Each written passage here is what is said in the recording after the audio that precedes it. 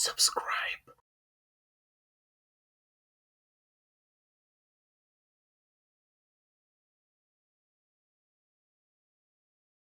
So welcome back, and to day 4. Now, by now, it would be quite normal and natural for you to be questioning whether this is actually doing anything and whether it's changing your sleeping pattern in any way, or the quality of rest, or how quickly you're falling asleep. And it's good to question that stuff, but it's also helpful to recognize that very often these patterns, they build up over many, many years. And it can take a little time for it to shift and for it to change. So even if you're not recognizing an immediate change or improvement, however you judge that, it's useful just to remember that this is a long-term approach to sleep. We're talking about changing the relationship, and it's not simply how quickly we fall asleep. It's how we think about and relate to the entire experience. So do we get anxious before we go to bed, worrying whether we're going to sleep? If we're in bed and unable to sleep, do we get stressed about that? Does it make us tense? Or are we able to simply allow the mind to sort of run out its momentum and to naturally fall asleep? And if we wake in the night, can we find a way to be okay with that and to still find a place of rest in the mind? Or does it make us really anxious? So there are lots of different kind of aspects to this. And again, they're subtle, but you'll notice them over time just starting to change. So just worth bearing that in mind as you take a moment now to get comfortable. I'm going to start in the usual way. So just taking some nice big deep breaths in through the nose and out through the mouth.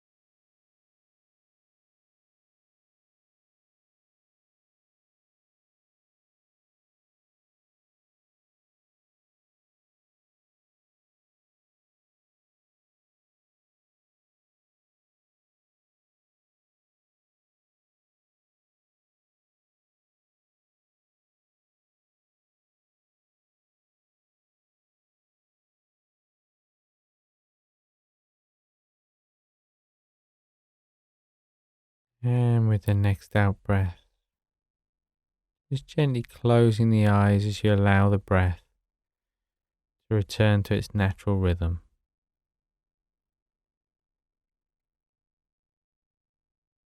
And you just start to settle in to the space around you.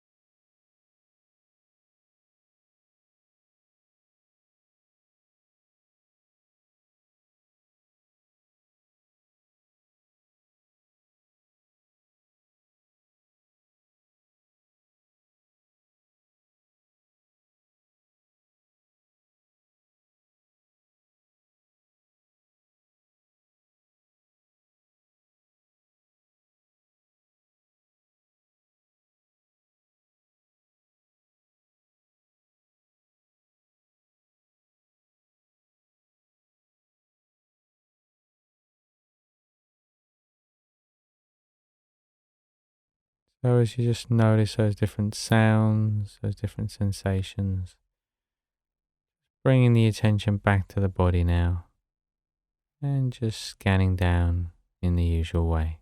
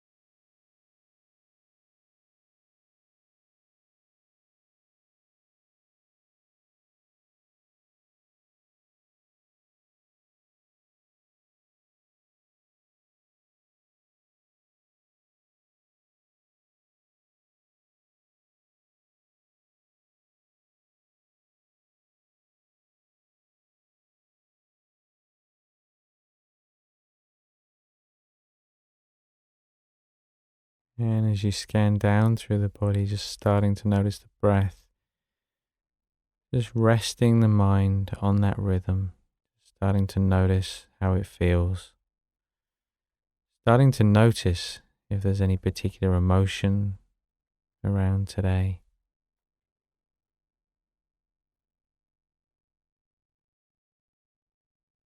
Really important to know how you're feeling and to recognize that rather than thinking that maybe the exercise is making you feel a certain way. So we're just talking about awareness.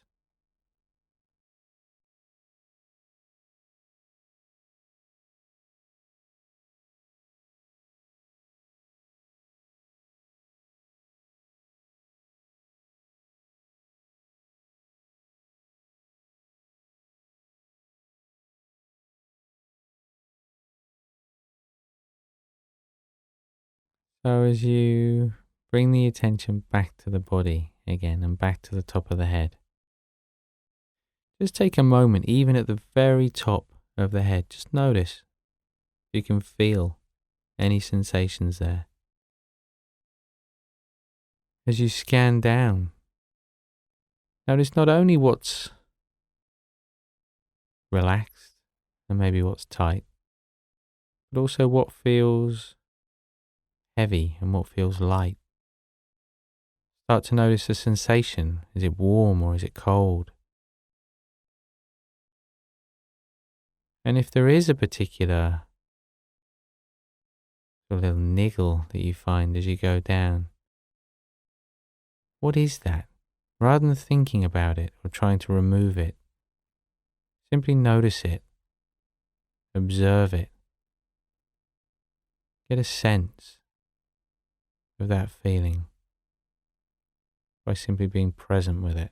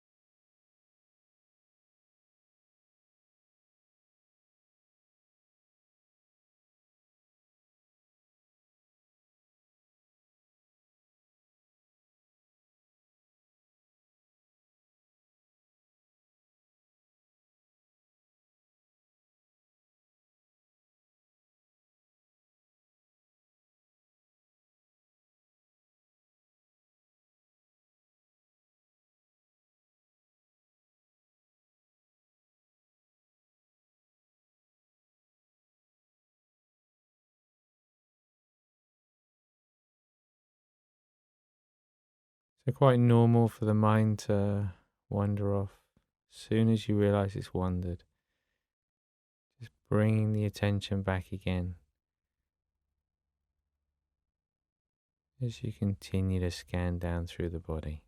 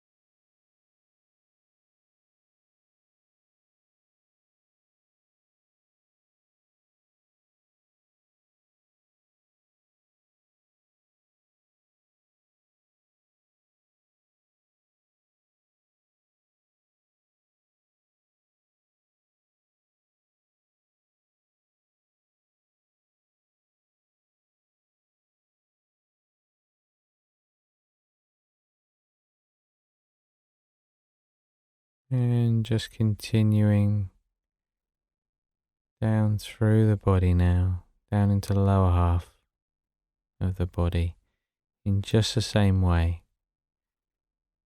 paying attention to the sensations, temperature,